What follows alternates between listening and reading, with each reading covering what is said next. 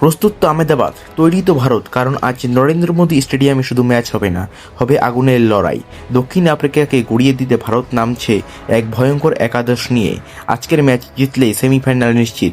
Playing 11-এ কি বড় চমক, পিচ কি ব্যাটারদের স্বর্গ, জানতে হলে ভিডিওটি শেষ পর্যন্ত দেখুন। নমস্কার বন্ধুরা, আপনারা দেখছেন চয়ন ক্রিক জোন চ্যানেল। আজ টি-20 বিশ্বকাপের সুপার 8-এর সেই mega fight, India versus South Africa. সন্ধ্যা 7টা বাজলেই টিভির সামনে বসে পড়ুন, কারণ আজ গ্যালারি কাঁপবে নীল জার্সিতে। আহমেদাবাদের পিচ এক কথায় ব্যাটারদের জান্নাত। কিন্তু মনে রাখবেন, এখানে কালো মাটির পিচ বলে বাউন্স করবে বেশি।